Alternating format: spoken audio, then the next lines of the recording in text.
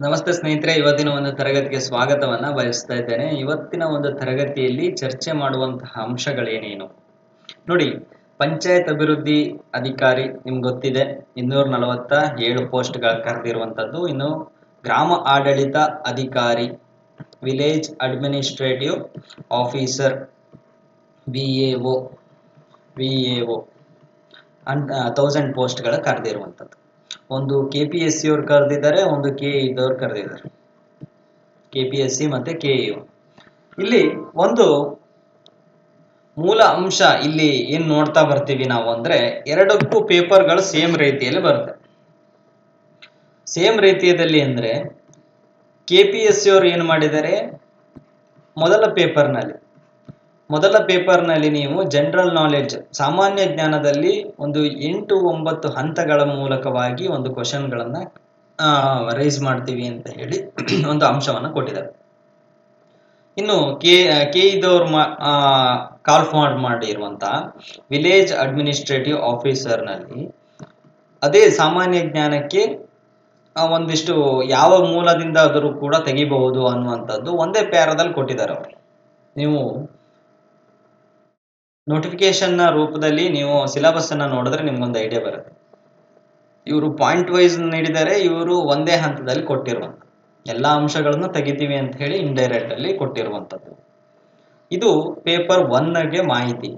ಆದ್ರೆ ಪೇಪರ್ 2ದಲ್ಲಿ ನೀವು target paper 2 ಅನ್ನುವಂಥದ್ದು ಇವತ್ತೇ ಸರ್ಚ್ ಮಾಡ್ಕೋಬೇಕಾಗುತ್ತೆ. ಯಾಕೆಂದ್ರೆ ಪೇಪರ್ 1ನಲ್ಲಿ ಇವರು ಕೂಡ ಸ್ಪಷ್ಟ ಮಾಹಿತಿ ಇಲ್ಲ. ಯಾವ ಮೂಲದಿಂದ ಆದರೂ ಬೇಕಾದ್ರೂ ಕ್ವಶನ್ ತೆಗಿಬಹುದು, ಇವರು ಕೂಡ ಯಾವ ಮೂಲದಿಂದ ಆದ್ರೂ ಬೇಕಾದ್ರೂ ಕ್ವಶನ್ ಅನ್ನು ತೆಗಿಬಹುದು. ಸಾಮಾನ್ಯ ಜ್ಞಾನದಿಂದ ಸಿಲೆಬಸ್ ಅಲ್ಲಾದ್ರೂ ತೆಗಿಬಹುದು, ಪ್ರಚಲಿತ ವಿದ್ಯಮಾನಗಳಿಗೆ ಸಂಬಂಧಪಟ್ಟಂತದ್ದಾದ್ರೂ ಕ್ವಶನ್ ತೆಗಿಬಹುದು, ಅಥವಾ ಪಂಚಾಯತ್ ರಾಜ್ ಸಹಕಾರ ಸಂಘ ಭೂ ಸುಧಾರಣೆಗೆ ಸಂಬಂಧಪಟ್ಟಂತ ಕ್ವಶನ್. ಇದಕ್ಕೆ ಯಾವುದೇ ರೀತಿಯಾದಂತಹ ಬೇರೆ ಕಡೆಯಿಂದ ಮೂಲಗಳಿಂದ ಕ್ವಶನ್ಗಳನ್ನ ತೆಗಿಬಹುದು. ಹಾಗಾಗಿ ನಾವು ಪೇಪರ್ 2ದಲ್ಲಿ KPSC ಮತ್ತು KE ಇದ್ದರು ಮಾಡಿರುವಂತಹ ಒಂದು ಸಿಲೆಬಸ್ ಏನಿದೆ ಅದರಲ್ಲಿ ಕಾಮನ್ ವಿಷಯಗಳಿದೆ. ಆದ್ರೆ KE ಇದ್ದವ್ರು ಏನ್ ಹೇಳಿದ್ದಾರೆ ಅಂದ್ರೆ, ಅವರು ಸ್ಪೆಸಿಫಿಕ್ ಆಗಿ ಹೇಳಿದ್ದಾರೆ, ಗರಿಷ್ಠ ಅಂಕಗಳು ನಾವು 35 ಕನ್ನಡಕ್ಕೆ, ಗರಿಷ್ಠ ಅಂಕಗಳು 35 ಇಂಗ್ಲಿಷ್ಗೆ, ಹಾಗೆ ಕಂಪ್ಯೂಟರ್ಗೆ 30. ಆದ್ರೆ KE ಇದ್ದವ್ರು ಏನ್ ಮಾಡಿದ್ದಾರೆ, ಅವರು 100 ಮಾರ್ಕ್ಸ್ ಓವರ್ ಆಲ್ ಈ ಪತ್ರಿಕೆ 2ರಿಂದ 3 ಸಿಲೆಬಸ್ ಅನ್ನ ಕವರ್ ಮಾಡಿ ನಾವು 100 ಮಾರ್ಕ್ಸ್ ಇದಕ್ಕೆ ಅಂತ ಹೇಳಿ ನಾವು ಇಷ್ಟಿಷ್ಟು ಅಂಕಗಳು ಅಂತ ನಿರ್ದಿಷ್ಟ ಪಡಿಸಿಲ್ಲ ಅವರು. ಹಾಗಾಗಿ ಅದು ಏನೇ ಪಡಿಸಿಲ್ಲ, ಅವ್ರು ಏನು ಪಡಿಸ್ತಿದ್ರು ನಮ್ಗೇನು ತೊಂದರೆ ಏನಿಲ್ಲ. ನಮಗೆ ಟಾರ್ಗೆಟ್ ಇರುವಂತದ್ದು ಈ ಒಂದು ಸಿಲೆಬಸ್ ಮೇಲೆ, ಕನ್ನಡ, ಕಂಪ್ಯೂಟರ್, ಇಂಗ್ಲಿಷ್, ಈ 3 ಸಿಲೆಬಸ್ ಏನಿದೆ ಈ ಸಿಲೆಬಸ್ ಅಲ್ಲಿರುವಂತಹ ಅಂಶಗಳ ಮೇಲೆ ಕ್ವಶನ್ಗಳು ತೆಗಿಬೇಕು. ಇದು ಬಿಟ್ಟು ಹೊರತಾಗಿ ಬೇರೆ ಕಡೆಯಿಂದ ತೆಗೆಯುವಂತ ಚಾನ್ಸಸ್ ಇಲ್ಲ. ಹಾಗಾಗಿ ಇದೊಂಥರ ಸ್ಪೆಸಿಫಿಕ್ ಪೇಪರ್ ಇದ್ದಂಗೆ ಸ್ನೇಹಿತರೆ ನಿಮ್ಗೆ. ಯಾಕೆಂದ್ರೆ ಇದನ್ನ ನೀವು ಕಲಿತು ಮಾತ್ರನೇ ನೀವು ಸ್ಕೋರ್ ಮಾಡಕ್ ಸಾಧ್ಯ. ಯಾಕೆ ಪೇಪರ್ 1ನಲ್ಲಿ ನಾನು ಎಲ್ಲಾ ವಿಷಯಗಳನ್ನ ಕಲಿತು ಕೂಡ ನಾನು ಸಬ್ಜೆಕ್ಟ್ ವೈಸ್ ಅಷ್ಟು ಪಕ್ಕ ಇದ್ದೀನಿ ಅಂತ ಹೋಗಿ ಅವ್ರೇನಾದ್ರೂ ಬೇರೆ ಮೂಲದಿಂದ ಕ್ವಶನ್ ತೆಗೆದ್ರು ಕೂಡ ನೀವು ಪ್ರಶ್ನೆ ಮಾಡೋ ಹಕ್ಕಿಲ್ಲ. ಹಾಗಾಗಿ ಪೇಪರ್ 2ನಲ್ಲಿ ಇರುವಂತಹ ಅಂಶಗಳು ನೀವು ಪರಿಪೂರ್ಣವಾಗಿ ನೀವು ರೆಡಿ ಆಗ್ಬೇಕು ಅನ್ನುವಂಥದ್ದು ಕೂಡ ನಾ ಹೇಳ್ತಾ ಹೋಗ್ತೀನಿ ಸ್ನೇಹಿತರೆ. ನಂತರದಲ್ಲಿ ನೋಡಿ, ಪೇಪರ್ 1 ಕನ್ನಡ ಮತ್ತು ಪೇಪರ್ 2 ಕನ್ನಡ, ಇಂಗ್ಲಿಷ್ ಮತ್ತು ಕಂಪ್ಯೂಟರ್, ಈ 3ರಲ್ಲಿ ಇರುವಂತಹ ಸಿಲೆಬಸ್ ಬಗ್ಗೆ ನಾನು ಚರ್ಚೆಯನ್ನ ಮಾಡ್ತಾ ಹೋಗ್ತೇನೆ.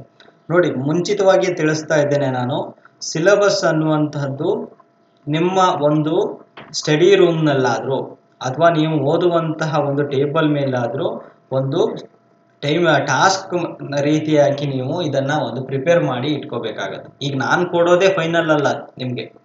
ಈಗ ನಾನು ಒಂದು ನಾಲೆಡ್ಜ್ ಪ್ರಕಾರವಾಗಿ ಕೊಡ್ತಾ ಹೋಗ್ತೀನಿ, ಇದ್ರ ಮೇಲೆ ಕ್ವಶನ್ಗಳು ರೈಸ್ ಆಗುತ್ತೆ, ಇಲ್ಲಿ ಬರುವಂತಹ ಅಂಶಗಳ ಬಗ್ಗೆ ಚರ್ಚೆಯನ್ನ ಮಾಡುವಂತದ್ದ ನಾ ಹೇಳ್ತಾ ಹೋಗ್ತೀನಿ.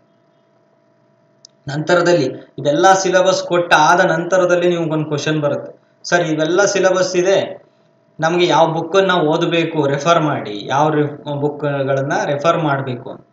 ನಾನು ಯಾಕೆ ಸ್ನೇಹಿತರೆ ಇಲ್ಲಿ ರೆಫರ್ ಬುಕ್ಗಳನ್ನ ಸಜೆಷನ್ ಮಾಡೋದಿಲ್ಲ ಅಂದ್ರೆ, ನೋಡಿ ಈಗ ನಾನೊಂದು PPT ಮಾಡಿ ಎಕ್ಸ್ಪ್ಲೈನ್ ಮಾಡ್ತಾ ಇದ್ದೀನಿ. ಇಲ್ಲಿ ನಾನು ಯಾವ ನನಗೆ ಇಲ್ಲಿ ಫಸ್ಟ್ ಈ ಸ್ಲೈಡ್ ಬರಬೇಕು, ಫಸ್ಟ್ ಸ್ಲೈಡ್ ಇದು ಬರಬೇಕು, ಎರಡನೇ ಸ್ಲೈಡ್ ಏನ್ ಮಾಡಬೇಕು, ಸಿಲೆಬಸ್ ವೈಸ್ ಕನ್ನಡದ್ದು ಫಸ್ಟ್ ಬರಬೇಕು ಸ್ಲೈಡು, ಮೂರನೇ ಸ್ಲೈಡಲ್ಲಿ ಇದು ಬರಬೇಕು, ನಾಲ್ಕನೇ ಸ್ಲೈಡಲ್ಲಿ ಇದು ಬರಬೇಕು ಅನ್ನೋದ್ರ ಬಗ್ಗೆ ನಾನು ಒಂದು ಸ್ಲೈಡ್ ಅನ್ನ ಮೊದಲೇ ನಾನು ಫಾರ್ಮ್ಯಾಟ್ ಅನ್ನ ರೆಡಿ ಮಾಡ್ಕೊಂಡಿದ್ದೆ. ಇದು ಓದುವ ಹಂತದಲ್ಲೂ ಕೂಡ ಆಥರ್ಗಳು ಇದೇ ರೀತಿಯಾದ ಪ್ಲಾನ್ ಅನ್ನ ಮಾಡ್ಕೊಂಡಿರ್ತಾರೆ. ಅವರಿಗೆ ಬಂದಂತಹ ಒಂದು ನಾಲೆಡ್ಜ್ ಅನ್ನ ಮೂಲಕವಾಗಿ ಆಥರ್ಸ್ಗಳು ಒಂದು ಅವರಿಗೆ ಸಂಭಾಷಣೆಯ ಮೂಲಕವಾಗಿ ವಾಕ್ಯಗಳ ರಚನೆಯನ್ನ ಮಾಡಿರುವಂತದ್ದು. ಹಾಗಾಗಿ ಎಲ್ಲರಿಗೂ ಎಲ್ರಿಗೂ ಒಬ್ಬರಿಗೆ ಉಪ್ಪಿಟ್ಟು ಇಷ್ಟ ಆದ್ರೆ ಇನ್ನೊಬ್ರಿಗೆ ಉಪ್ಪಿಟ್ಟು ಇಷ್ಟ ಆಗುದಿಲ್ಲ. ಈ ರೀತಿಯಾಗಿ ಅಭಿರುಚಿಗಳು ಅವರವರ ಅಭಿರುಚಿಗಳು ಬೇರೆ ರೀತಿಯಾಗಿರುತ್ತೆ. ಹಾಗಾಗಿ ನಾನು ಯಾಕೆ ನಿಮಗೆ ಭಾಷಾಭ್ಯಾಸದ ಮೇಲೆ ಫೋಕಸ್ ಮಾಡೋದಾದ್ರೆ 6 to 10th ವರೆಗೆ ಭಾಷಾಭ್ಯಾಸವನ್ನ ಕನ್ನಡ ಆಗಿರ್ಬೋದು, ಇಂಗ್ಲಿಷ್ ಆಗಿರ್ಬೋದು, ಇವೆರಡು ಕಮ್ಯುನಿಕೇಶನ್ ನಲ್ಲಿ ಬರುವಂತಹ ಮಾಧ್ಯಮದ ಒಂದು ಭಾಗಗಳಾಗಿ ಇವೆರಡನ್ನ 6 to 10th ಬುಕ್ ನಲ್ಲಿ ಇರುವಂತಹ ಭಾಷಾಭ್ಯಾಸಗಳ ಮೇಲೆ ನೀವು ಫೋಕಸ್ ಅನ್ನ ಮಾಡಿ, ಆಥರ್ಸ್ ಅನ್ನ ಮಾಡಿ. ನೀವೆಲ್ಲ ಇದನ್ನ ಕಲ್ತಾದ್ರ ಮೇಲೆ ಬೇಕಾದ್ರೆ ನಿಮಗೆ ಸಮಯ ಇದ್ರೆ ನೀವು ಆಥರ್ಸ್ ಬುಕ್ ಗಳಿಗೆ ಹೋಗಿ. ಇದನ್ನ ನಾನು ಒತ್ತಿ ಹೇಳ್ತೇನೆ. ಇಲ್ಲಿ ನೆಕ್ಸ್ಟ್ ಕೊಡುವಂತಹ ಸಿಲೆಬಸ್ ಏನಿದೆ ಇದು ನಂದು ಫೈನಲ್ ಅಲ್ಲ ಸ್ನೇಹಿತರೆ. ಇಲ್ಲೊಂದು ಕೆಲವು ಅಂಶಗಳನ್ನು ನಾನು ಬಿಟ್ಟು ಹೋಗಿರ್ಬೋದು, ಅದನ್ನ ನೀವು ಆ್ಯಡ್ ಮಾಡ್ಕೋಬೇಕಾಗತ್ತೆ. ನಂದೇ ಫೈನಲ್ ಅಲ್ಲ. ಮತ್ತೆ ನೀವು ನಾನು 100 ಒಳ್ಳೆ ಕೆಲಸ ಮಾಡಿದ್ರು 2 ತಪ್ಪು ಕೆಲಸ ಮಾಡಿದ್ರೆ ಅದನ್ನ 2 ತಪ್ಪನ್ನ ನೀವು ಮೆನ್ಷನ್ ಮಾಡಿ ಕಾಮೆಂಟ್ ಅಲ್ಲಿ ತಿಳಿಸ್ತೀರಿ, ಇದನ್ನ ಕೊಟ್ಟೇ ಇಲ್ಲ ನೀವು ಅಂತ. ಅದಕ್ಕೆ ನಾ ಮೊದಲೇಗೆ ಡಿಸ್ಕ್ಲೈಮರ್ ತರ ಹೇಳ್ತಾ ಇದ್ದೇನೆ, ನಿಮ್ಗೆ ಇಲ್ಲಿ ಬಿಟ್ಟ ಅಂಶಗಳನ್ನ ನೀವು ಆ್ಯಡ್ ಮಾಡ್ಕೋಬೇಕು. ಕಲಿಯೋವನಿಗೆ ಎಲ್ಲಾ ಅಂಶಗಳನ್ನು ನಾವು ಹೇಳ್ತೇವೆ, ಕೈ ಎಲ್ಲಿವರೆಗೆ ಸಿಗುತ್ತೆ, ಒಬ್ಬ ಮರ ಹತ್ತುತ್ತಾನೆ ಅಂದ್ರೆ ಕೈ ಎಲ್ಲಿವರೆಗೆ ಸಿಗುತ್ತೆ ಅಲ್ಲಿವರೆಗೆ ಅವನು ಅದರ ಮುಂದೆ ಪ್ರಯತ್ನ ಮಾಡಿ ಹತ್ಕೊಂತ ಹೋಗ್ಬೇಕಾಗತ್ತೆ. ಹಾಗೆ ಇದೊಂದು ಪ್ರಯತ್ನ ಅಷ್ಟೇ. ಹಾಗಂತ ನಾನು ಎಲ್ಲ ಪರಿಪೂರ್ಣವಾದ ಜ್ಞಾನವನ್ನ ಹೊಂದಿದ್ದೀನಿ ಅಂತಲ್ಲ, ತಿಳಿದಂತಹ ಜ್ಞಾನವನ್ನ ಸ್ವಲ್ಪ ಮಟ್ಟಿಗೆ ನಿಮ್ಗೆ ತಿಳಿಸ್ತಾ ಇದ್ದೀನಿ. ಕಲಿಯೋರಿಗೂ ಕೂಡ ಒಂದು ಅನುಕೂಲ ಆಗಲಿ ಅನ್ನುವಂತಹ ಒಂದು ನಿಟ್ಟಿನಿಂದ ಈ ಒಂದು ಪ್ರಯತ್ನವನ್ನ ಮಾಡ್ತಾ ಇರುವಂಥದ್ದು. ಪ್ರಯತ್ನಕ್ಕೆ ನಿಮಗೆ ಇಷ್ಟ ಆದ್ರೆ ಒಂದು ಲೈಕ್ ಬಟನ್ನ ಪ್ರೆಸ್ ಮಾಡಿ ಸ್ನೇಹಿತರೆ, ಮತ್ತೇನು ಕೇಳ್ಕೊಳ್ಳೋದಿಲ್ಲ ನಾನು ಅಷ್ಟೇ. ಮೊದಲನೇದಾಗಿ ಸಿಲೆಬಸ್ ಕಡೆ ಗಮನ ಕೊಡ್ತಾ ಹೋಗೋಣ. ಮೊದಲನೇದಾಗಿ ನಾನು ಮೊದಲೇ ಹಾಕ್ಬಿಟ್ಟಿದ್ದೀನಿ, ಭಾಷಾಭ್ಯಾಸದ ಬಗ್ಗೆ ನೀವು ಗಮನವನ್ನ ವಹಿಸಬೇಕಾಗತ್ತೆ. ಭಾಷಾಭ್ಯಾಸ ಯಾವುದನ್ನ ವಹಿಸಬೇಕಾಗತ್ತೆ ಅಂದ್ರೆ, ಈ ಕೂಡಲೇ ನಿಮ್ಮ ಮನೆಯಲ್ಲಿರುವಂತಹ ಮಕ್ಕಳು ಇರ್ಬೋದು, ಇಲ್ಲದೆ ಇರ್ಬೋದು, ಅಥವಾ ಇಲ್ಲಿ ನಿಮ್ಮ ಹತ್ತಿರದ ಒಂದು ಗೌರ್ಮೆಂಟ್ ಸ್ಕೂಲ್ಗಳೆಲ್ಲಾದ್ರೂ ಇರ್ಬೋದು, ನೀವು ಓದಿರುವಂತ 6 to 10th ಇರುವಂತಹ ಒಂದು ಕನ್ನಡ ಬುಕ್ಗಳನ್ನ ನೀವು ತರಿಸ್ಕೋಬೇಕಾಗತ್ತೆ. ಅಲ್ಲಿರುವಂತಹ ಭಾಷಾಭ್ಯಾಸವನ್ನ ನೀವು ಪರಿಪೂರ್ಣವಾಗಿ ಓದಬೇಕಾಗತ್ತೆ. ನಾನು ಒತ್ತಿ ಹೇಳ್ತಾ ಇದ್ದೇನೆ, 6 to 10th ಬುಕ್ಗಳನ್ನ ಓದಬೇಕಾಗತ್ತೆ. ಯಾಕೆ ಅಂದ್ರೆ ನೀವು ಅದು ಕಲ್ತು ಬಂದಂತಹ ನಾಲೆಡ್ಜ್ ಅದು. ನೀವು ಆಥರ್ಸ್ ಬುಕ್ನ ಡೈರೆಕ್ಟ್ ಆಗಿ ಎತ್ಕೊಂಡು ಓದ್ತೀರಾ ಅಂದ್ರೆ ಸ್ವಲ್ಪ ನಾಲೆಡ್ಜ್ಗೆ ನಿಮ್ಗೆ ಪೆಟ್ಟು ಬೀಳೋ ಚಾನ್ಸಸ್ ಇರುತ್ತೆ. ನೀವು ಯಾಕೆ 6 to 10th ಅಲ್ಲಿ ಅಂದ್ರೆ ಅದು ಬೇಸಿಕ್ ಇಂದ ಕಲ್ಸ್ಕೊಂತ ಹೋಗ್ತಾರೆ ಸರ್. ಮೊದಲು ಪಾಯ ಹಂತದಿಂದ ಮೊದಲು ಮಣ್ಣನ್ನ ತೆಗೆದ್ಬಿಟ್ಟು ನೀವು ಗ್ರೌಂಡ್ ಫ್ಲೋರಿಗೆ ರೆಡಿ ಮಾಡ್ತಾರೆ, ಪಾಯ ಹಂತವನ್ನ ಕೊಟ್ಕೊಂತ ಹೋಗುವಂಥದ್ದು. ಹಾಗಾಗಿ ಮೊದಲು ನೀವು ಬೇಸಿಕ್ ಅನ್ನ ತಿಳ್ಕೋಬೇಕು ಅಂದ್ರೆ 6 to 10th ಅಲ್ಲಿ ಇರುವಂತಹ ಒಂದು ಕನ್ನಡ ಗ್ರಾಮರ್ ಅನ್ನ ನೀವು ಓದ್ಬೇಕಾಗತ್ತೆ. ಅದನ್ನ ನೀವು ಭಾಷಾಭ್ಯಾಸವನ್ನ ಕಲಿಬೇಕಾಗತ್ತೆ. ಇತ್ತೀಚೆಗೆ ಸಾಹಿತ್ಯದ ಮೇಲೆ ಒಂದು ಕಥೆ ಆಗಿರ್ಬೋದು, ಕವನ ಸಂಕಲನ ಆಗಿರ್ಬೋದು, ವಚನ ಸಾಹಿತ್ಯ ಆಗಿರ್ಬೋದು, ದಾಸರ ಕೀರ್ತನೆಗಳ ಮೇಲೆ ಒಂದು ಕೀರ್ತನೆ ಕೊಟ್ಟು ಯಾವ ದಾಸರಿಗೆ ಸಂಬಂಧಪಟ್ಟಿರುವಂಥದ್ದು, ಆಮೇಲೆ ಕೃತಿ ಯಾರು ರಚನೆ ಮಾಡಿರುವಂಥದ್ದು, ಅಂತಹ ಕ್ವಶನ್ಗಳು ಈ ಕನ್ನಡ ಒಂದು ಸಂವಹನ ಪತ್ರಿಕೆಯಲ್ಲಿ ಬರ್ತಾ ಇರುವಂಥದ್ದು. ನೋಡಿ, ಮೊದಲನೇದಾಗಿ ಸಿಲೆಬಸ್ ವೈಸ್ ನೋಡ್ತಾ ಹೋಗೋಣ. ಕನ್ನಡದ ವಚನಕಾರರು, ವ್ಯಾಕರಣಕಾರರು ಮತ್ತು ಅವರ ಗ್ರಂಥಗಳ ಬಗ್ಗೆ ಸಂಬಂಧಪಟ್ಟಂತೆ, ನಂತರ ವ್ಯಂಜನಾಕ್ಷರಗಳು, ಸ್ವರಗಳು, ಇದರ ಬಗ್ಗೆ ಕ್ವಶನ್ಗಳು ಇತ್ತೀಚೆಗೆ ಬರ್ತಾ ಇಲ್ಲ ಅನ್ನುವಂತಹ ಒಂದು ಯಾವುದೇ ರೀತಿಯಾದಂತಹ ಒಂದು ಇದಕ್ಕೆ ಹೋಗಬೇಡಿ. ನೋಡಿ, ಯಾವ್ದು ಬಂದಿಲ್ಲ ಅಂದ್ರೆ ಈ ಬಾರಿ ಬರಬಹುದು. ಅನ್ಎಕ್ಸ್ಪೆಕ್ಟೆಡ್ ಥಿಂಗ್ಸ್ಗಳು ಹೆಚ್ಚಿನದಾಗಿ ಬರ್ತಾ ಇರೋದ್ರಿಂದ ವ್ಯಂಜನಾಕ್ಷರಗಳೇನು, ಸ್ವರಾಕ್ಷರಗಳೇನು, ವರ್ಗೀಯ ವ್ಯಂಜನ ಅಂದ್ರೆ ಏನು, ಅವರ್ಗೀಯ ವ್ಯಂಜನ ಅಂದ್ರೆ ಏನು, ಅವು ಎಷ್ಟು ಅಕ್ಷರಗಳಿರುತ್ತೆ, ಅನುನಾಸಿಕೆಗಳೆಂದ್ರೆ ಏನು, ಅದ್ರ ಬಗ್ಗೆ ನಿಮ್ಮ ಮಾಹಿತಿಯನ್ನ ಗೊತ್ತಿರಬೇಕಾಗತ್ತೆ. ನಂತರದಲ್ಲಿ ಅಕ್ಷರ ಹುಟ್ಟುವ ಸ್ಥಾನಗಳು, ಇದಂತೂ first and must and should ಆಗಿ ಒಂದು ಕ್ವಶನ್ ಅಂತೂ ಬಂದಿರುವಂಥದ್ದು. ಹಲ್ಲಿನ ಮೂಲಕವಾಗಿ ರಚನೆ ಆಗುವಂತಹ ಅಕ್ಷರಗಳು ಯಾವ್ಯಾವು, ಹಾಗೆ ಆ, ಕಂಠದಿಂದ ಬರುವಂತಹ ಒಂದು ಅಕ್ಷರಗಳು ಯಾವ್ಯಾವು, ನಾಲಿಗೆ ಮೂಲಕ ಬರುವಂತಹ ಅಕ್ಷರಗಳು ಯಾವ್ಯಾವು, ಅದರ ಬಗ್ಗೆ. ಇನ್ನು ಸಂಧಿ ಪ್ರಕರಣದಲ್ಲಿ ಕನ್ನಡ ಸಂಧಿಗಳು, ಆಗಮ ಸಂಧಿ ಅಂದ್ರೆ ಏನು, ಆದೇಶ ಸಂಧಿ ಅಂದ್ರೆ ಏನು, ಆ, ಲೋಪ ಸಂಧಿ ಅಂದ್ರೆ ಏನು, ಸಂಸ್ಕೃತ ಸಂಧಿಗಳಲ್ಲಿ ಚಿತ್ವ ಸಂಧಿ ಅಂದ್ರೆ ಏನು, ಗುಣಸಂಧಿ ಅಂದ್ರೆ ಏನು, ಸವರ್ಣ ದೀರ್ಘ ಸಂಧಿ ಅಂದ್ರೆ ಏನು, ಇವೆಲ್ಲ ಸಂಧಿಗಳ ಬಗ್ಗೆ ನೀವು ಮಾಹಿತಿಯನ್ನ ಪಡಿಲೇಬೇಕು. ಇದ್ರ ಮೇಲೆ ಅಂತೂ ಒಂದು ಕ್ವಶನ್ ಬಂದೇ ಬರುತ್ತೆ, ಒಂದು ಅಥವಾ ಎರಡು ಕ್ವಶನ್ಗಳು ಬರುವಂತಹ ಚಾನ್ಸಸ್ ತುಂಬಾ ಇರುತ್ತೆ ಸ್ನೇಹಿತರೆ. ದೇಶ ಮತ್ತು ಅನ್ಯ ದೇಶ ಪದಗಳು, ಪೋರ್ಚುಗೀಸ್ ಪದಗಳು ಅಂದ್ರೆ ಏನು, ಅರಬಿಕ್ ಪದಗಳು ಅಂದ್ರೆ ಏನು, ಇವುಗಳ ಬಗ್ಗೆ ಸ್ವಲ್ಪ ಮಾಹಿತಿಯನ್ನ ಪಡ್ಕೋಬೇಕಾಗತ್ತೆ. ಇನ್ನು ತಸ್ತಮ ತದ್ಭವ, ನಾವು ಎಷ್ಟು ಕಲ್ತರೂ ಸರಿ ಇದು ಬೇರೆ ಒಂದು ಪದ ಬಂದಿರುತ್ತೆ ಅನ್ನುವಂಥದ್ದು. ನೋಡಿ, ನೀವು ಪದ ಬೇರೆ ಬರ್ತಾ ಇದೆ ಅಂದ್ರೆ ಅದನ್ನ ರೂಟನ್ನೇ ಚೇಂಜ್ ಮಾಡ್ಕೊಳ್ಳಿ. ಪದ ಬೇರೆ ಬರ್ತಾ ಇದೆ, ತಸ್ತಮ ತದ್ಭವ ಪದಗಳು ನಾವು ಯಾವ್ದು ಕಲಿತೀವೋ ಅದು ಬರ್ತಾ ಇಲ್ಲ. ಹಾಗಾದ್ರೆ ಆ ಪದ ಬರ್ತಾ ಇದೆ ಅಂದ್ರೆ ಆ ಪದ ತೆಗೆದಾಗ ಇನ್ನೊಂದು ಪದ ರಚನೆ ಆಗ್ಬೇಕು ಅಂದ್ರೆ ಅದನ್ನ ಹೇಗೆ ವಿಧಾನದ ಮೂಲಕ ರಚನೆ ಮಾಡ್ತಾರೆ, ಆ ವಿಧಾನ ಕಲ್ತ್ಕೊಬಿಡಿ. ಯಾವ ಪದಾರು ಕೊಡ್ಲಿ ನಮ್ಗೆ, ತಸ್ತಮ ತದ್ಭವವನ್ನ ಯಾವ ರೀತಿಯಾಗಿ ಬದಲು ಮಾಡ್ತಾರೆ ಅನ್ನೋ ವಿಧಾನವನ್ನ ತಿಳ್ಕೊಂಡ್ರೆ ನೀವು ತಸ್ತಮ ತದ್ಭವವನ್ನ ನೀವು ಈಸಿಯಾಗಿ ಐಡೆಂಟಿಫೈ ಮಾಡ್ಬೋದು. ನಾಮಪದಗಳ ಬಗ್ಗೆನೂ ಕೂಡ ಕ್ವಶನ್ಗಳು ಹೆಚ್ಚಿನದಾಗಿ ರಚನೆ ಆಗ್ತವೆ. ಲಿಂಗಗಳು, ವಚನಗಳು ಮತ್ತು ವಿಭಕ್ತಿ ಪ್ರತ್ಯಯ. ವಿಭಕ್ತಿ ಪ್ರತ್ಯಯ ಅಂತೂ ನೀವು ಮಸ್ಟ್ ಅಂಡ್ ಶುಡ್ ಕಲಿಲೇಬೇಕು ಸ್ನೇಹಿತರೆ. ಒಂದು ಕ್ವಶನ್ ಅನ್ನುವಂಥದ್ದು ಬಂದೇ ಬರುತ್ತೆ. ಈಗ ಇತ್ತೀಚೆಗೆ 2 ಬರ್ತಾ ಇದೆ. ವಿಭಕ್ತಿ ಪ್ರತ್ಯಯಗಳ ಬಗ್ಗೆ ಚರ್ಚೆಯನ್ನ ಮಾಡಿರುವಂಥದ್ದು. ನಂತರದಲ್ಲಿ ಕ್ರಿಯಾಪದ ಪ್ರಕರಣಗಳಿಗೆ ಸಂಬಂಧಿಸಿದಂತೆ ಧಾತುಗಳ ಮೇಲೆ ಕ್ವಶನ್ಗಳು ಹೆಚ್ಚಿನ ಬರ್ತಾ ಇದೆ. ಧಾತುಗಳ ಬಗ್ಗೆ ಸಂಪೂರ್ಣ ಮಾಹಿತಿಯನ್ನ ನೀವು ಪಡ್ಕೋಬೇಕಾಗತ್ತೆ. ಇನ್ನು ಅಧ್ಯಾಯ 6ರಲ್ಲಿ ಸಮಾಸ ಪ್ರಕರಣಗಳು ಮತ್ತು ದ್ವಿರುಕ್ತಿಗಳು, ಜೋಡು ನುಡಿ, ಅನುಕರಣ ವ್ಯಯಗಳಲ್ಲಿ ಅನುಕರಣ ವ್ಯಯ, ಇವೆಲ್ಲವೂ ಕೂಡ ಮಾಹಿತಿಯನ್ನ ನೀವು ಪಡ್ಕೋಬೇಕಾಗತ್ತೆ. ಇದೆಲ್ಲ ಭಾಷಾಭ್ಯಾಸದಲ್ಲಿ ಇರುತ್ತೆ. ನೀವು 10th ಬುಕ್ಕಲ್ಲಿ ನೀವು ಹೋಗ್ಬಿಟ್ರೆ ಇವೆಲ್ಲ ಮಾಹಿತಿಯನ್ನು ಫಸ್ಟ್ ಜೋಡು ನುಡಿ ಅಂದ್ರೆ ಏನು ಅಂತ ಹೇಳಿ ಅದು ಎಕ್ಸ್ಪ್ಲನೇಷನ್ ಫಸ್ಟ್ ಕೊಟ್ಟಿರ್ತಾರೆ ಅವರು. ನಂತರದಲ್ಲಿ ಕೆಲವು ಪದಗಳನ್ನ ಬಳಕೆಯನ್ನ ಮಾಡ್ತಾ ಹೋಗ್ತಾರೆ. ಇನ್ನು ಕೃದಂತ ತದ್ದಿದ್ದಾಂತ ಪ್ರಕರಣಗಳ ಬಗ್ಗೆ ಸ್ವಲ್ಪ ಮಾಹಿತಿಯನ್ನ ಪಡಬೇಕಾಗುತ್ತೆ. ಸ್ವಲ್ಪ ಕಷ್ಟದ ಒಂಚೂರು ಇದು, ಸ್ವಲ್ಪ ಪಾಯಿಂಟ್ಗಳು ಕಷ್ಟ ಇರುತ್ತೆ, ಸ್ವಲ್ಪ ಕಲಿಲೇಬೇಕು, ಅನಿವಾರ್ಯ. ಅವ್ಯಯ ಪ್ರಕರಣಗಳಿಗೆ ಸಂಬಂಧಿಸಿದಂತಹ ಒಂದು ಅವ್ಯಯಕ್ಕೆ ಸಂಬಂಧಪಟ್ಟಂತಹ ಮಾಹಿತಿಯನ್ನ ನೋಡ್ಕೋಬೇಕಾಗತ್ತೆ. ಇನ್ನು ಮಿಶ್ರ ವಾಕ್ಯಗಳು, ವಾಕ್ಯ ವಿಭಜನೆ, ಸಾಮಾನ್ಯ ವಾಕ್ಯಗಳು, ವಾಕ್ಯಗಳಿಗೆ ಸಂಬಂಧಪಟ್ಟಂತಹ ಒಂದು ನಾಲೆಡ್ಜ್ ಅನ್ನ ನೀವು, ಸಂಯೋಜಿತ ವಾಕ್ಯ ಅಂದ್ರೆ ಏನು, ಮಿಶ್ರ ವಾಕ್ಯ ಅಂದ್ರೆ ಏನು, ಅದರಲ್ಲಿ ಇರುವಂತಹ ವಾಕ್ಯಗಳನ್ನ ವಿಭಜನೆ ಮಾಡೋದು ಹೇಗೆ, ಅದ್ರ ಬಗ್ಗೆ ತಿಳ್ಕೊಬೇಕಾಗತ್ತೆ. ನಂತರದಲ್ಲಿ ಛಂದಸ್ಸು ಬಗ್ಗೆ, ಅಲಂಕಾರ ಬಗ್ಗೆ, ಸಮಾಸ ಬಗ್ಗೆ. ಇನ್ನೊಂದು ಬಿಟ್ಟಿದ್ದೀನಿ, ಸಮಾಸ, ತತ್ಪುರುಷ ಸಮಾಸ, ಬಹಿರ್ವಿ ಸಮಾಸ, ಅಂಶಿ ಸಮಾಸ, ಇದ್ರ ಬಗ್ಗೆ ಮಾಹಿತಿಯನ್ನು ಇರಬೇಕು.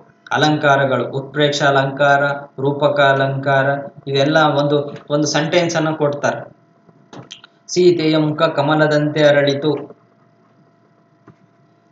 ಈ ಮೂಲಕವಾಗಿ ಇಲ್ಲಿರುವಂತಹ ಒಂದು ಅಲಂಕಾರ ಯಾವುದು, ಅದರ ಬಗ್ಗೆ ಕೇಳುವಂತಹ ಕ್ವಶನ್ಗಳು ಹೆಚ್ಚಾಗಿರುತ್ತದೆ.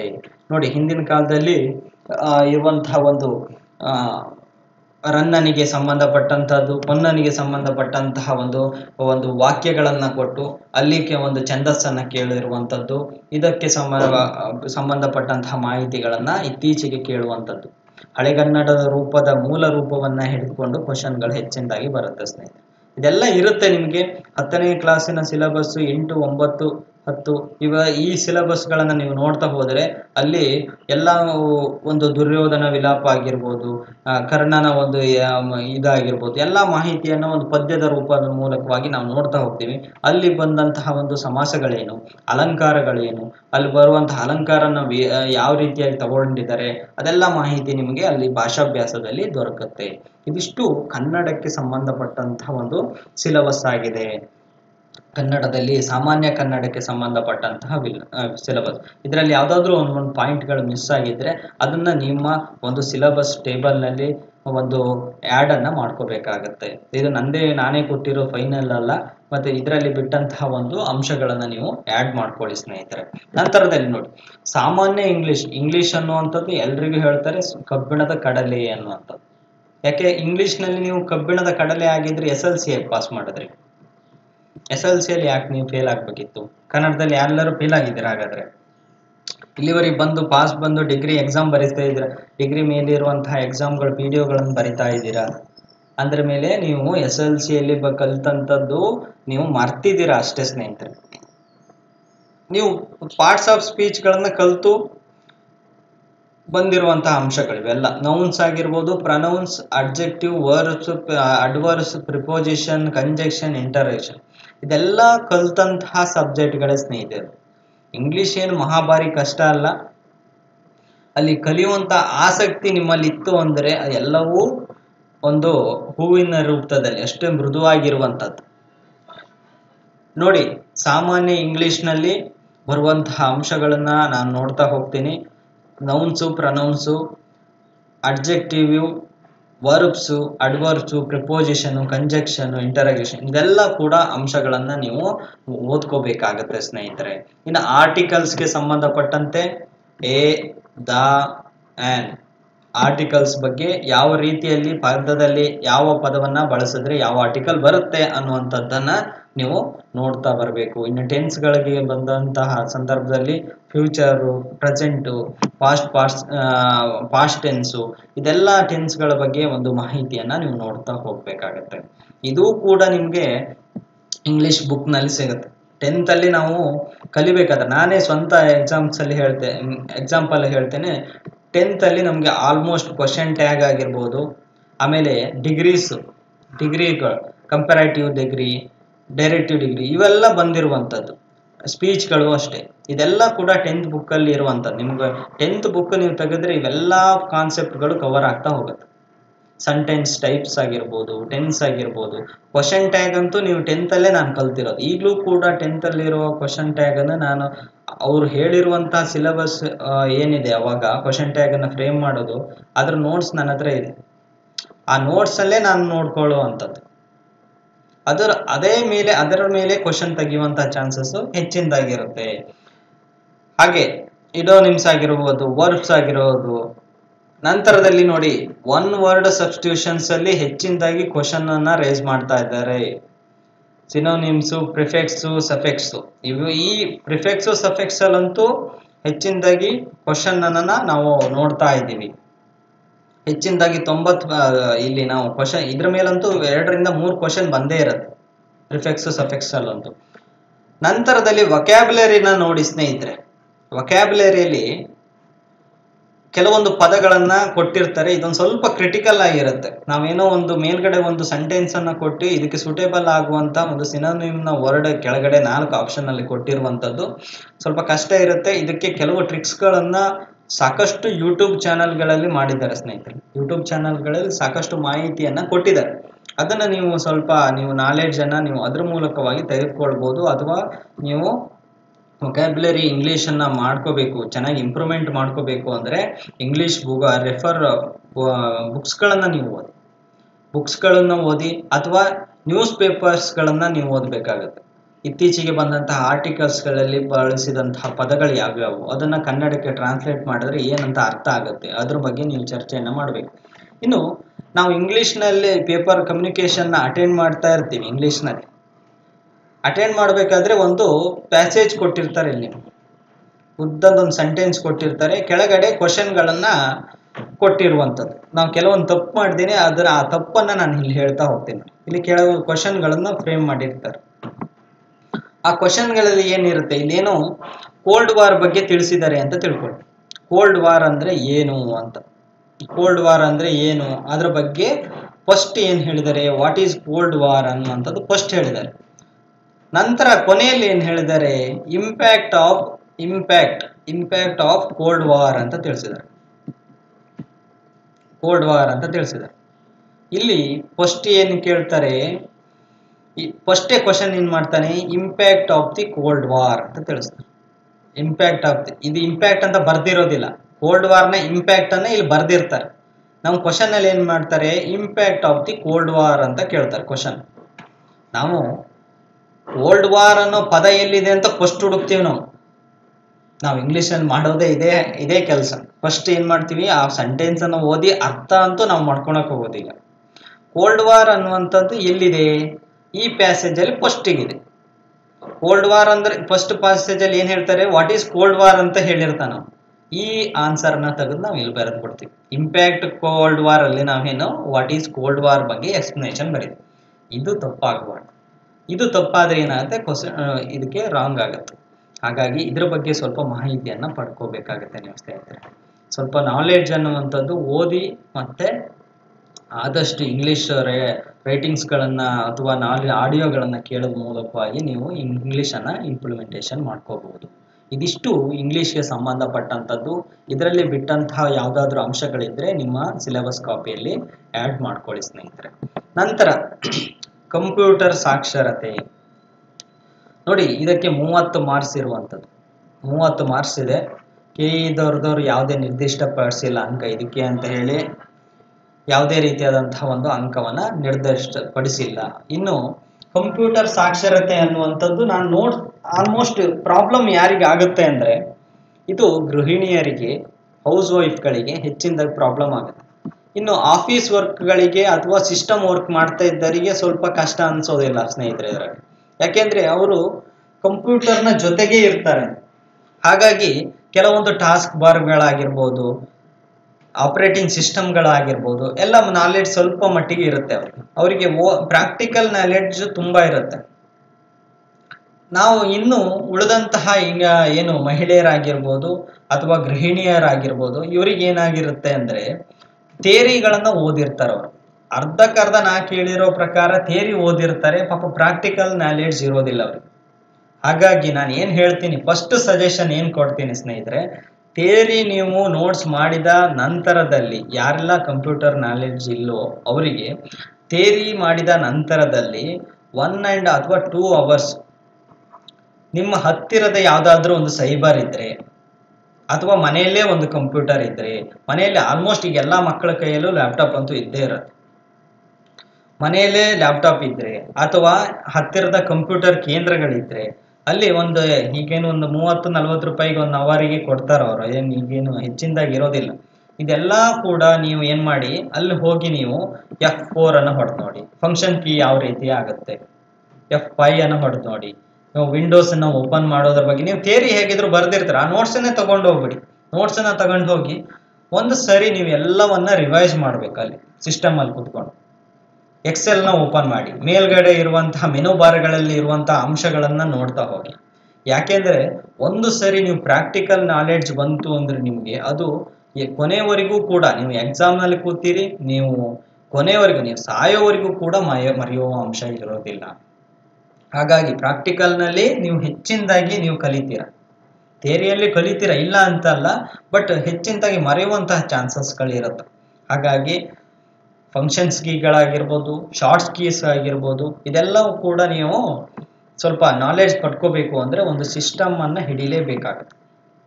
ಅದನ್ನ ನೀವು ಮಾಡ್ಕೊಳ್ಳಿ ಅಂತ ಹೇಳ್ತಾ ಹೋಗ್ತೀನಿ. ಮೊದಲು ಕಂಪ್ಯೂಟರ್ ಸಾಕ್ಷರತೆಗೆ ಸಂಬಂಧಪಟ್ಟಂತೆ ಯಾವ ಅಂಶಗಳನ್ನ ನೀವು ಓದಬೇಕಾಗತ್ತೆ. ನಮಗೆ ಕಂಪ್ಯೂಟರ್ ಅಂದ್ರೆ ಏನು, ಬೇಸಿಕ್ ಕಂಪ್ಯೂಟರ್ ಅಂದ್ರೆ ಏನು, ಅಲ್ಲಿರುವಂತಹ ಅಂಶಗಳೇನು, ಜನರೇಷನ್ ಆಫ್ ಕಂಪ್ಯೂಟರ್ನ ಬೆಳವಣಿಗೆ ಹಂತಗಳು ಯಾವ್ಯಾವು, ಅದರ ಬಗ್ಗೆ ನೋಡಬೇಕು. ಆಮೇಲೆ ಕಂಪ್ಯೂಟರ್ಗೆ ಸಂಬಂಧಪಟ್ಟಂತೆ CPU ಅಂದ್ರೆ ಏನು, ಒಂದೇ ನಿಮಿಷ. CPU ಅಂದ್ರೆ ಏನು, ಕಂಟ್ರೋಲ್ ಪ್ರೊಸೆಸಿಂಗ್ ಯೂನಿಟ್, CPU ಯಾವ ರೀತಿ ಕೆಲಸ ಮಾಡುತ್ತೆ, ಕೀಬೋರ್ಡ್ ಅಂದ್ರೆ ಮೌಸ್ ಅಂದ್ರೆ ಏನು, ಅದು ಯಾವ ರೀತಿ ಪಾಯಿಂಟ್ಗಳನ್ನ ಮಾಡುತ್ತೆ, ಹಾಗೆ ಔಟ್ಪುಟ್ ಇನ್ಪುಟ್ ಡಿವೈಸ್ಗಳು ಯಾವ್ಯಾವು, ಕಂಪ್ಯೂಟರ್ ಮೆಮೊರಿ ಅಂದ್ರೆ ಏನು, ಪ್ರೈಮರಿ ಮೆಮೊರಿ, ಸೆಕೆಂಡರಿ ಮೆಮೊರಿಗಳಂದ್ರೆ ಏನು, ಕಾಂಪೊನೆಂಟ್ಸ್ ಯಾವುದೇ ಇರುತ್ತೆ, ಹಾರ್ಡ್ವೇರ್ ಅಂದ್ರೆ ಸಾಫ್ಟ್ವೇರ್ ಯಾವ್ಯಾವ ಇರುತ್ತೆ, ಆಮೇಲೆ ಕಾನ್ಸೆಪ್ಟ್ ಆಫ್ ಕಂಪ್ಯೂಟಿಂಗ್ ಅಂದ್ರೆ ಏನು, ಅದ್ರ ಬಗ್ಗೆ ಮಾಹಿತಿ ಇರಬೇಕು. ಹಾಗೆ ಪ್ರಿಂಟರ್ನ ಮಾನಿಟರ್ನ ಯಾವ ರೀತಿಯಾಗಿ ಕನೆಕ್ಟ್ ಮಾಡುವಂಥದ್ದು, CPU ಚೆಕಿಂಗ್ ಪವರ್ ಸಪ್ಲೈ ಯಾವ ರೀತಿ ಮಾಡಬೇಕು, ಇದೆಲ್ಲ ಫಸ್ಟ್ ಬೇಸಿಕ್, ಇವೆಲ್ಲ ಬೇಸಿಕ್ ನಾಲೆಡ್ಜ್ಗಳನ್ನ ನೀವು ಪಡ್ಕೋಬೇಕಾಗತ್ತೆ. ಮೊದಲನೇದಾಗಿ ಬೇಸಿಕ್ ಅನ್ನ ನೀವು ನೋಡ್ತಾ ಹೋಗ್ಬೇಕಾಗತ್ತೆ. ಅಂದರೆ ಕೀಬೋರ್ಡು, CPU ಇದೆಲ್ಲ ಬೇಸಿಕ್. ಇದು ಯಾವ ರೀತಿ ಕೆಲಸ ಮಾಡುತ್ತೆ, ಸಿಸ್ಟಮಲ್ಲಿ ಯಾವ ರೀತಿ ಕಾಂಪೊನೆಂಟ್ಸ್ಗಳನ್ನು ಹಾಕ್ತೀವಿ, ಪ್ರಿಂಟರ್ನ ಇಂಜೆಕ್ಟ್ ಮಾಡಿದಾಗ ಏನಾಗುತ್ತೆ, ಪ್ರಿಂಟರ್ ಯಾವ ರೀತಿ ಕೆಲಸ ಮಾಡುತ್ತೆ, ಟೈಪ್ಸ್ ಆಫ್ ಪ್ರಿಂಟರ್ಸ್ಗಳು ಯಾವ್ಯಾವು, ಮೌಸ್ ಯಾವ ರೀತಿ ಇರುತ್ತೆ, ವೈರ್ಲೆಸ್ ಮೌಸ್ಗಳು ಬಂದಿದೆ, ಅದ್ರ ಬಗ್ಗೆ ಸ್ವಲ್ಪ ಮಾಹಿತಿಗಳನ್ನ ನೀವು ನೋಡ್ತಾ ಹೋಗ್ಬೇಕಾಗತ್ತೆ. ಇದು ಬೇಸಿಕ್ ಕಂಪ್ಯೂಟರ್ ಅನ್ನ ಮಾಹಿತಿ ಆಗಿದೆ. ನಂತರದಲ್ಲಿ ಆಪರೇಟಿಂಗ್ ಸಿಸ್ಟಮ್, ಇದೆಲ್ಲ ನಾವು ಕಂಪ್ಯೂಟರ್ ಜೋಡಿಸಿದೀವಿ. ಇನ್ನು ಆಪರೇಟಿಂಗ್ ಯಾವ ರೀತಿ ಆಗತ್ತೆ, GUI ಬೇಸ್ಡ್ ಕಂಪ್ಯೂಟರ್, ಯಾವುದು ಗ್ರಾಫಿಕಲ್ ಯೂಸರ್ ಇಂಟರ್ಫೇಸ್. ಈ GUI ಬೇಸ್ಡ್ ಕಂಪ್ಯೂಟರ್ ಅಲ್ಲಿ ಬರುವಂತಹ ಸಿಸ್ಟಮ್ಗಳಲ್ಲಿ ನೋಡ್ತಾ ಹೋಗೋದಾದ್ರೆ, ಇನ್ನು ಯೂಸಿಂಗ್ ಮೌಸ್ಗಳನ್ನ ಯಾವ ರೀತಿ ಯೂಸ್ ಮಾಡ್ತೀವಿ ನಾವು, ಯೂಸಿಂಗ್ ಇಂಟರ್ಫೇಸ್ ಯಾವ ರೀತಿ ಮಾಡ್ತೀವಿ, ಹಾಗೆ ಮೆನು ಬಾರ್ನಲ್ಲಿ ಇರುವಂತಹ ಅಂಶಗಳೇನೇನು, ಮೆನು ಸೆಲೆಕ್ಷನ್ ಅಂದ್ರೆ ಏನು, ರನ್ನಿಂಗ್ ಅಪ್ಲಿಕೇಶನ್ ಆಗಬೇಕಾದ್ರೆ 4-5 ಅಪ್ಲಿಕೇಶನ್ ರನ್ ಮಾಡಬೇಕಾದ್ರೆ ಎಟ್ ಅ ಟೈಮ್ ಹೇಗೆ ನೋಡ್ಬೋದು ನಾವು ಅವನ್ನ, ಟಾಸ್ಕ್ ಬಾರ್ ಅಲ್ಲಿ ಯಾವ್ಯಾವ ಅಪ್ಲಿಕೇಶನ್ ರನ್ ಮಾಡ್ತಾ ಇದ್ರೆ ನಮ್ಗೆ ಕಾಣಿಸುತ್ತೆ, ಫೈಲ್ಗಳನ್ನ ವ್ಯೂ ಮಾಡೋದು ಹೇಗೆ, ಫೋಲ್ಡರ್ ಅನ್ನ ಸೆಲೆಕ್ಟ್ ಮಾಡೋದು ಹೇಗೆ, ನಾವು ಹೊಸ ಫೋಲ್ಡರ್ನ ಯಾವ ರೀತಿ ಸೆಲೆಕ್ಟ್ ಮಾಡ್ಕೋಬೇಕು, ಅದಕ್ಕಿರುವಂತಹ ಶಾರ್ಟ್ ಕೀ ಏನು, ಡಿಫರೆಂಟ್ ಟೈಪ್ಸ್ ಆಫ್ ವಿಂಡೋಸ್ಗಳು ಯಾವ್ಯಾವು, ಹಾಗೆ ಶಾರ್ಟ್ಸ್ ಕೀಗಳು ಯಾವ್ಯಾವು, ಬೇಸಿಕ್ OS ಸೆಟಪ್ ಅನ್ನ ಮಾಡೋದು ಯಾವ ರೀತಿ, ಕಾಮನ್ ಯುಟಿಲಿಟೀಸ್ ಬಗ್ಗೆ ಚರ್ಚೆಯನ್ನ ಮಾಡುವಂಥದ್ದು. ಇತ್ತೀಚೆಗೆ ಮತ್ತೆ ನೋಡಿ, ಈ ಮೊನ್ನೆ ಒಂದು ಎಕ್ಸಾಮ್ ಅಲ್ಲಿ ಕೂಡ ಕೇಳಿದ್ದಾರೆ, ವಿಂಡೋ ಯಾವುದು ಹೈಪರ್ ಲಿಂಕ್ಗಳ ಬಗ್ಗೆ. ಹೈಪರ್ ಲಿಂಕ್ ಈ ಕಲರ್ ಇಂದ ಬರುತ್ತೆ, ನಾನು ಈಗ ಟಿಕ್ ಮಾಡ್ತಾ ಇದ್ದೀನ, ಈ ಕಲರ್ ಇಂದ ಒಂದು ಸೆಂಟೆನ್ಸ್ ಅನ್ನ ಯಾವ ರೀತಿಯಾಗಿ ಹಾಕ್ಬೋದು, ಅದ್ರ ಕ್ಲಿಕ್ ಮಾಡಿದ್ರೆ ಡೈರೆಕ್ಟ್ ಆ ಫೈಲಿಗೆ ಹೋಗುತ್ತೆ, ಅಥವಾ ನಾವು ಹಾಕಿರುವಂತಹ ಒಂದು ಏನಾದರೂ ಇಮೇಜ್ ಗಳನ್ನ ಹಾಕಿದ್ರೆ ಅದ್ರ ಮೇಲೆ ಕ್ಲಿಕ್ ಆಗುವಂಥದ್ದು. ಹೈಪರ್ ಲಿಂಕ್ ಅಲ್ಲಿ ನಾವು ಇಮೇಜ್ ಗಳನ್ನ ಆಡ್ ಮಾಡಬಹುದಾ, ಅದಕ್ಕೆ ಸಂಬಂಧಪಟ್ಟಂತಹ ಮಾಹಿತಿ. ನಂತರ Word, Excel, PowerPoint system ಬಗ್ಗೆ ತಿಳ್ಕೊಬೇಕಾಗುತ್ತೆ. MS ಆಫೀಸ್ ಬಗ್ಗೆ, MS ಆಫೀಸ್ ಅನ್ನ ಓಪನ್ ಮಾಡೋದು ಹೇಗೆ, ಫೈಲ್ಗಳನ್ನ ಕ್ರಿಯೇಟ್ ಮಾಡೋದು ಹೇಗೆ, ಅಲ್ಲಿರುವಂತಹ ಟೇಬಲ್ ಹ್ಯಾಂಡ್ಲಿಂಗ್ ಮಾಡೋದು ಹೇಗೆ, ಸ್ಪೆಲ್ ಚೆಕ್ ಮಾಡೋದು ಹೇಗೆ, ಅದ್ರ ಬಗ್ಗೆ ಮಾಹಿತಿ. ಅಲ್ಲಿ ನಿಮ್ಗೆ ಒಂದು ಮಾಹಿತಿಯನ್ನ ನೀವು MS ಪವರ್ ಪಾಯಿಂಟ್ ನಲ್ಲೇ ನಿಮ್ಗೆ ತೋರಿಸ್ತಾ ಹೋಗ್ತೇನೆ ನಾನು. ನೋಡಿ, ಇದು ಬೇಸಿಕ್ ಆಗಿ ನೀವು ತಿಳ್ಕೋಬೇಕಾಗತ್ತೆ. ಇಲ್ಲಿ ನೋಡಿ, ಮೊದಲನೇದಾಗಿ ಫೈಲ್ಸ್ ಅಲ್ಲಿ ಏನೇನು ಆಪ್ಷನ್ಸ್ ಇರುತ್ತೆ, ಫೈಲ್ಸ್ ಅಲ್ಲಿ ಹೋಮ್ ಸ್ಕ್ರೀನ್ ಅಲ್ಲಿ ಇರುವಂತಹ ಅಂಶಗಳು ಏನೇನು, ಕ್ಲಿಪ್ ಬೋರ್ಡ್ ಅಲ್ಲಿ, ಸ್ಲೈಡ್ಸ್ ಅಲ್ಲಿ, ಫಾಂಟ್ ಅಲ್ಲಿ, ಪ್ಯಾರಾಗ್ರಾಫ್ ಅಲ್ಲಿ, ಡ್ರಾಯಿಂಗ್ ನಲ್ಲಿ, ಹಾಗೆ ಇನ್ಸರ್ಟ್ ಅಲ್ಲಿ ಆಪ್ಷನ್ ಅಲ್ಲಿ ಬಂದ್ರೆ ಟೇಬಲ್ಗಳು ಬರುತ್ತೆ, ಪಿಕ್ಚರ್ಸ್ ಅನ್ನ ಸೆಲೆಕ್ಟ್ ಮಾಡಬಹುದು, ಫಾಂಟ್ಗಳು ಬರುತ್ತೆ, ಆಮೇಲೆ ಹೆಡರ್ ಫೂಟರ್ ಎಲ್ಲಿ ಬರುತ್ತೆ ಅದ್ರ ಬಗ್ಗೆ ಸಂಬಂಧಪಟ್ಟಂಥದ್ದು. ಡಿಸೈನ್ಗೆ ಸಂಬಂಧಪಟ್ಟಂತೆ ಇಲ್ಲಿ ಸ್ಲೈಡ್ಸ್ಗಳ ಫಾರ್ಮ್ಯಾಟ್ ಅನ್ನ ಬರುವಂಥದ್ದು, ಬ್ಯಾಕ್ ಗ್ರೌಂಡ್ ಸೆಟ್ಟಿಂಗ್ ಅನ್ನ ಮಾಡುವಂಥದ್ದು, ಸ್ಲೈಡಿಗೆ ಬ್ಯಾಕ್ ಗ್ರೌಂಡ್ ಸೆಟ್ಟಿಂಗ್ ಅನ್ನ ಮಾಡುವಂಥದ್ದು. ಇದು ನಾನು ಪವರ್ ಪಾಯಿಂಟ್ ನಲ್ಲಿ ಹೇಳಿರುವಂಥದ್ದು. ಇದೇ ರೀತಿ MS ವರ್ಡ್ ಅಲ್ಲೂ ಕೂಡ ಇದೇ ರೀತಿ ಆಪ್ಷನ್ ಇದೆ, ಸ್ವಲ್ಪ ಚೇಂಜಸ್ಗಳು ಇರುತ್ತೆ ಅದಕ್ಕೆ ಸಂಬಂಧಪಟ್ಟಂತ ಚೇಂಜ್. ಎಕ್ಸೆಲ್ ಅಲ್ಲಿ ಮಾತ್ರ ಟೋಟಲ್ ಡಿಫ್ರೆನ್ಸ್ ಇದೆ, ಅದರಲ್ಲೂ ಕೆಲವು ಅಂಶಗಳಿದೆ, ಬಟ್ ಅದರಲ್ಲಿ ಬೇರೆ ತರ ಫಾರ್ಮೆಟ್ಗಳಿದೆ. ನೋಡಿ, ಇದೆಲ್ಲ ಸುಮ್ಮನೆ ನಾವು ಬರಿತೇವೆ, ಯಾವುದು ಥಿಯರಿಯಲ್ಲಿ ಬರಿತೇವೆ ಕಾನ್ಸೆಪ್ಟ್, ಡಿಸೈನ್ ನಲ್ಲಿ ಒಂದು ಸ್ಲೈಡ್ ಗಳನ್ನ ಸೆಟಪ್ ಮಾಡಬಹುದು ಅನ್ನುವಂಥದ್ದು ನಾವು ಬರಿತೇವೆ. ಅದನ್ನ ಪ್ರಾಕ್ಟಿಕಲ್ ಆಗಿ ಅದ್ರ ಮೇಲೆ ಕ್ಲಿಕ್ ಮಾಡಿದಾಗಲೇ ನಿಮ್ಗೆ ಅನುಭವ ಆಗುತ್ತೆ.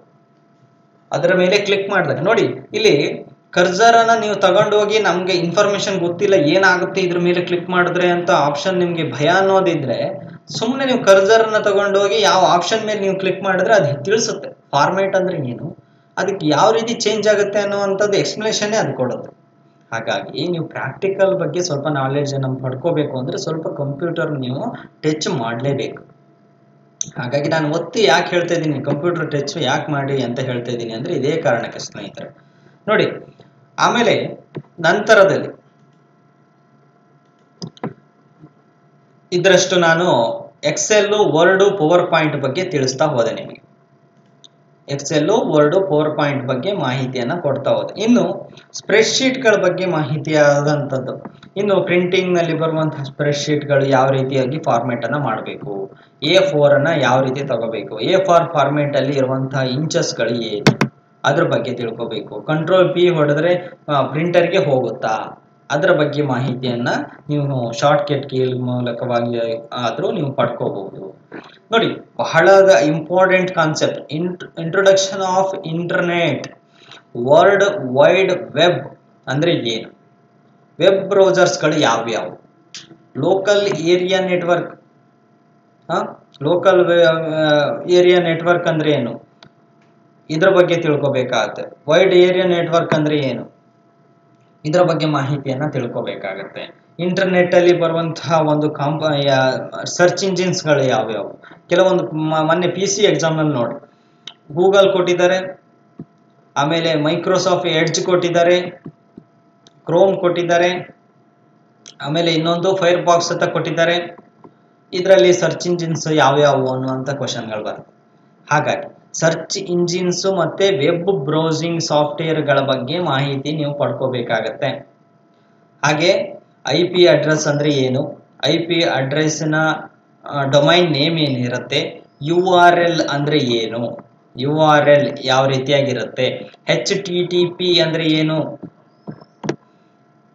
HTTP ಅಂದ್ರೆ ಏನು? ಆಮೇಲೆ IP ಅಡ್ರೆಸ್ ಎಷ್ಟು ಫಾಂಟ್ ಇರುತ್ತೆ, ಫಾಂಟ್ ಅಲ್ಲ, ಎಷ್ಟು ಡಿಜಿಟ್ ಇರುತ್ತೆ, ಅದ್ರ ಬಗ್ಗೆ ಮಾಹಿತಿ. ಇದೆಲ್ಲ ಬೇಸಿಕ್ ನಾಲೆಡ್ಜ್. ಇವಲ್ಲ ಬೇಸಿಕ್ ಅನ್ನ ನಾವು ತಿಳ್ಕೊಳ್ಳುವಂಥದ್ದು. ಇದೆಲ್ಲ ಬೇಸಿಕ್ ತಿಳ್ಕೊಂಡ್ರೆ ನಿಮ್ಗೆ ಡೈರೆಕ್ಟ್ ಆಗಿ ಇದ್ರ ಮೇಲೆ ಕ್ವಶನ್ಗಳು ಹೆಚ್ಚಿನದಾಗಿ ರೈಸ್ ಆಗುತ್ತೆ ಸ್ನೇಹಿತರೆ. ಇನ್ನು ನಂತರದಲ್ಲಿ ಕಮ್ಯುನಿಕೇಶನ್ಗೆ ಸಂಬಂಧಪಟ್ಟಂತೆ ನಾವು ಇಂಟರ್ನೆಟ್ ಮೂಲಕವಾಗಿ ಕಮ್ಯುನಿಕೇಶನ್ ಇನ್ನೊಬ್ಬರ ಜೊತೆ ಮಾಡ್ತೇವೆ ಅಂದ್ರೆ ಒಂದು ಇಮೇಲ್ ಥ್ರೂ ಅಲ್ಲಿ ಮಾಡ್ತೇವೆ ಅಂತ ಅನ್ನುವಂಥದ್ದು ಹೇಳ್ತಾರೆ. ಇಮೇಲ್ ಅಲ್ಲಿ ಒಂದು ಫೈಲಿಗೆ ಇರುವಂತಹ ಒಂದು ಸ್ಟೋರೇಜ್ ಕೆಪಾಸಿಟಿ ಏನು? ಒಂದು ಇಮೇಲ್ ಸೆಂಡ್ ಮಾಡಬೇಕು ಅಂದ್ರೆ ಮಿನಿಮಮ್ ಒಂದು ಫೈಲ್ ಸೈಜ್ ಏನಿರುತ್ತೆ ಅದ್ರ ಬಗ್ಗೆ. ಆಮೇಲೆ ಸ್ಪ್ಯಾಮ್ಗಳು ಬಂದ್ರೆ ಎಲ್ಲಿ ರೆಕಾರ್ಡ್ಸ್ ಅನ್ನ ಮೇಂಟೈನ್ ಮಾಡಲಾಗುತ್ತೆ ಇಮೇಲ್ ಅಲ್ಲಿ, ಸ್ಪ್ಯಾಮ್ ಮೆಸೇಜ್ಗಳ ಬಗ್ಗೆ, ಈ ಇಮೇಲ್ಸ್ಗಳ ಬಗ್ಗೆ. ಇಮೇಲ್ನ ಅಡ್ರೆಸ್ ಅನ್ನ ನಾವು ನೋಡ್ಬೇಕಾಗತ್ತೆ. ಯಾಹೂ ಅಂದ್ರೆ ಏನು? ಆಮೇಲೆ ಸ್ಪೆಸಿಫಿಕ್ ಆಗಿ ಬೇರೆ ಕಂಪ್ನಿಗಳಿಗೆ ನಾವು ಸಂಬಂಧಪಟ್ಟಂತಹ ಒಂದು ಮೇಲ್ಗಳು ಯಾವ ರೀತಿಯಾಗಿ ರಚನೆ ಆಗಿರುತ್ತೆ ಅದ್ರ ಬಗ್ಗೆ ನಾವು ಕಮ್ಯುನಿಕೇಶನ್ ಮತ್ತು ಕೊಲಾಬ್ರೇಷನ್ಗೆ ಸಂಬಂಧಪಟ್ಟ ಮಾಹಿತಿಯನ್ನ ನಾವು ಪಡಿಬೇಕಾಗತ್ತೆ. Making small presentation. ನಾವೊಂದು ಪವರ್ ಪಾಯಿಂಟ್ ಪ್ರೆಸೆಂಟೇಷನ್ ಮಾಡ್ತಾ ಇದ್ದೀವಿ ಅಂದ್ರೆ ಸ್ಲೈಡ್ಗಳು ಯಾವ ರೀತಿಯಾಗಿ ಹಾಕೊಳ್ತೇವೆ? ಸ್ಲೈಡ್ ಶೋ ಅಂದ್ರೆ ಏನು? F4 ಅಂದ್ರೆ F5 ಯಾವಾಗ ಹೊಡಿತೇವೆ? ಶಿಫ್ಟ್ F4 ಅಥವಾ ಶಿಫ್ಟ್ F5 ಅಂತ ಹೊಡೆದಾಗ ಏನಾಗತ್ತೆ? ಇದೆಲ್ಲ ಮಾಹಿತಿಯನ್ನ, ಹ್ಯಾಂಡ್ ಔಟ್ಸ್ ಅಂದ್ರೆ ಏನು? ಇದೆಲ್ಲ ಮಾಹಿತಿಯನ್ನ ನಾವು ನೋಡ್ತಾ ಹೋಗ್ಬೇಕಾಗತ್ತೆ. ಕಂಟ್ರೋಲ್ M ಹೊಡೆದಾಗ ಯಾವ ಸ್ಲೈಡ್ ಬರುತ್ತೆ? ಇರುವಂತಹ ಬ್ಲ್ಯಾಂಕ್ ಸ್ಲೈಡ್ಗಳು ಬರುತ್ತೆ, ಹೊಸ ಸ್ಲೈಡ್ಗಳು ಬರುತ್ತೋ ಇದ್ರ ಬಗ್ಗೆ ಮಾಹಿತಿಯನ್ನ ನಾವು ಪಡ್ಕೋಬೇಕಾಗತ್ತೆ. ನಂತರದಲ್ಲಿ ನೋಡಿ, ಇದೆಲ್ಲ ಆದ ನಂತರದಲ್ಲಿ ಕೆಲವೊಂದು ಕಾನ್ಸೆಪ್ಟ್ಗಳ ಬಗ್ಗೆ ನಾನು ಚರ್ಚೆ ಮಾಡ್ತಾ ಹೋಗ್ತೇನೆ. ನೋಡಿ, ಇಲ್ಲಿ ಫೈನಾನ್ಷಿಯಲ್ ಲಿಟ್ರಸಿ ಮತ್ತೆ ಬ್ಯಾಂಕಿಂಗ್ ಸ್ಕೀಮ್ಸ್ ಅಪ್ಲಿಕೇಶನ್ಗಳ ಬಗ್ಗೆ ನಾವು ನೋಡ್ತಾ ಹೋಗ್ಬೇಕು. ಇಲ್ಲಿ ATM ಕಾರ್ಡ್ಗಳ ಪ್ರೊಸೀಜರ್ ಯಾವ ರೀತಿಯಾಗಿ ನಡೆಯುತ್ತೆ? DD ಅಂದ್ರೆ ಏನು? ಡಿಮಾಂಡ್ ಡ್ರಾಫ್ಟ್ ಅಂದ್ರೆ ಏನು? ಚೆಕ್ ಅಂದ್ರೆ ಏನು? ಡಿಮ್ಯಾಟ್ ಅಕೌಂಟ್ ಅಂದ್ರೆ ಏನು? KYC ಅಂದ್ರೆ ಏನು? ಇದ್ರ ಬಗ್ಗೆ ಸ್ವಲ್ಪ ಮಾಹಿತಿ. ಓವರ್ ಡ್ರಾಫ್ಟ್, ಪೆನ್ಷನ್, ಇದೆಲ್ಲ ನೀವು ಕಲಿತ. ಇಂಟರ್ನೆಟ್ ಬ್ಯಾಂಕಿಂಗ್ ಅಂದ್ರೆ ಏನು? ಇದೆಲ್ಲ ನೀವು ಬೇಸಿಕ್ ಅನ್ನ ಕಲ್ತು, ಸಿಸ್ಟಮ್ ಅನ್ನ ಕಲ್ತು ಆದ್ರ ಮೇಲೆ ಈ ಕಾನ್ಸೆಪ್ಟ್ ಬನ್ನಿ ಸ್ನೇಹಿತರೆ. ನಾನು ಫಸ್ಟಿಗೆ ಈ ಕಾನ್ಸೆಪ್ಟ್ ಅನ್ನ ಬನ್ನಿ ಅಂತ ಹೇಳ್ತಾ ಇಲ್ಲ. ಇದೆಲ್ಲ ಕಲ್ತಾದ್ರ ಮೇಲೆ ಲಾಸ್ಟಿಗೆ ಈ ಪಾಯಿಂಟ್ಸ್ ಗಳನ್ನ ನೀವು ಎಕ್ಸ್ಟರ್ನಲ್ ಆಗಿ ಓದ್ಕೋಬೇಕಾಗತ್ತೆ. ಇದಿಷ್ಟು ಪಾಯಿಂಟ್ಸ್ ಗಳನ್ನ ನೀವು ನೋಡ್ಕೋಬೇಕಾಗತ್ತೆ. ಇದಿಷ್ಟು ಕಂಪ್ಯೂಟರ್, ಇಂಗ್ಲಿಷ್, ಕನ್ನಡ ಸಾಮಾನ್ಯ ಸಂವಹನ ಪತ್ರಿಕೆಯ ಒಂದು ಇರುವಂತಹ ಒಂದು ಸಿಲೆಬಸ್. ಇದೇ ಫೈನಲ್ ಅಲ್ಲ ಸ್ನೇಹಿತರೆ, ನಾನು ಕೊಟ್ಟಿರೋದೇ ಫೈನಲ್ ಅಲ್ಲ. ಮತ್ತೆ ಇಲ್ಲಿ ಬಿಟ್ಟಂತಹ ಅಂಶಗಳನ್ನ ನಿಮ್ಮ ಒಂದು ಸಿಲೆಬಸ್ ಕಾಪಿಯಲ್ಲಿ ಆಡ್ ಮಾಡ್ಕೊಳ್ಳಿ. ಸಿಲೆಬಸ್ ಅಲ್ಲಿ ಆಡ್ ಮಾಡ್ಕೋಬೇಕಾಗತ್ತೆ. ಯಾಕೆಂದ್ರೆ ನಾನು ಇಲ್ಲಿ 100% ಕೊಟ್ಟಿರ್ತೀನಿ, ಅಥವಾ ಕೆಲವೊಂದು ಅಂಶಗಳನ್ನ ಮರ್ತಿರ್ತೀನಿ ಸ್ನೇಹಿತರೆ. ಮರ್ತು ಹೋದೆ ಅಂದ್ರೂ ಕೂಡ ನಿಮ್ಗೆ ಮರ್ತು ಹೋಗಿರೋ ಅಂಶಗಳು ನಿಮ್ಗೆ ನೆನಪಾಗುತ್ತೆ. ನಾನು 100 ಕೆಲಸ ಮಾಡಿದ್ರು ಕೂಡ ತಪ್ಪು ಕೆಲಸ 2 ಇದ್ರೆ ನೀವು ಮೆನ್ಷನ್ ಮಾಡಿ ಕಳಿಸ್ತೀರ, ನಾನು ಕಮೆಂಟ್ ಮೂಲಕ ತಿಳಿಸಿ ತಪ್ಪನ್ನ ತಿಳಿಸಿ ತಿದ್ದುಕೊಳ್ಳುವಂತಹ ಪ್ರಯತ್ನವನ್ನ ಮಾಡ್ತೀನಿ. ನಾನು ನಿಮ್ಮ ತಪ್ಪುಗಳನ್ನ ನಾನು ತಿಳಿದುಕೊಂಡಾಗ ಇನ್ನೂ ಕೂಡ ಒಂದು ಒಳ್ಳೆಯ ವಿಡಿಯೋವನ್ನ ನಾನು ನಿಮ್ಗೆ ಕೊಡೋಕೆ ಒಂದು ಒಂದು ಸ್ಫೂರ್ತಿ ಆಗುತ್ತೆ ಸ್ನೇಹಿತರೆ. ನೀವು ತಿಳಿಸಿ, ನನಗೆ ಖಂಡಿತವಾಗಿ ಕಾಮೆಂಟ್ ಮಾಡೋರಿ, ನಾನು ಯಾವತ್ತೂ ಬೇಡ ಅನ್ನೋದಿಲ್ಲ. ಒಳ್ಳೆಯ ಮಾಹಿತಿಗಳನ್ನು ಎಲ್ರಿಗೂ ಕೂಡ ಒಂದು ತಿಳಿಸುವಂತಹ ಪ್ರಯತ್ನವನ್ನು ನಾನು ಮಾಡ್ತೇನೆ. ಇದೆಲ್ಲ ಮಾಹಿತಿ ನಿಮ್ಗೆ ಇಷ್ಟ ಆಗಿದ್ರೆ ಒಂದು ಲೈಕನ್ನು ಪ್ರೆಸ್ ಮಾಡಿ ಸ್ನೇಹಿತರೆ. ಮತ್ತೇನು ಕೇಳೋದಿಲ್ಲ, ಒಂದು ಲೈಕ್ ಬಟನ್ನ ಪ್ರೆಸ್ ಮಾಡಿ ಅಂತ ಕೇಳ್ತಾ ಹೋಗ್ತೇನೆ. ಇದಿಷ್ಟು ಇವತ್ತಿನ ಒಂದು ತರಗತಿ ಆಗಿದೆ ಸ್ನೇಹಿತರೆ.